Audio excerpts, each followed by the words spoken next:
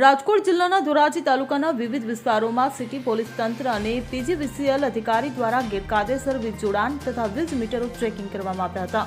ગુજરાતના ડીજીપીની કડક સૂચનાથી ગુનાહિત ઇતિહાસ ધરાવતા લોકો પર પગલાં લેવામાં આવે તેની સૂચનાની તાલુકા સિટી પોલીસ તંત્ર અને પીજીવીસીએલના તંત્ર તાત્કાલિક હરકતમાં આવેલ અને સૂચનાનું પાલન પણ હાથ ધરવામાં આવ્યું હતું. જેમાં ધોરાજીના વિવિધ વિસ્તારોમાં ગુનાહિત ઇતિહાસ ધરાવતા લોકો ઉપર ધોરાજી સિટી પોલીસ તંત્ર અને પીજીવીસીએલ તંત્ર દ્વારા ગેરકાયદેસર વીજ જોડાણ અને વીજ મીટરો ચેકિંગ હાથ ધરવામાં આવ્યા હતા.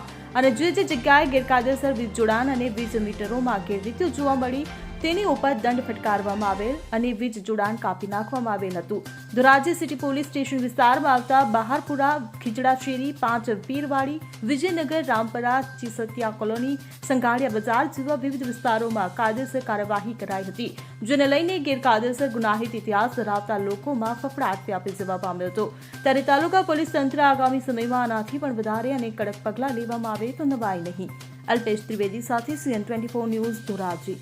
હવે જુઓ દેશ દુનિયાની તમામ ખબરો તમારી આંગળીના ટેરવે.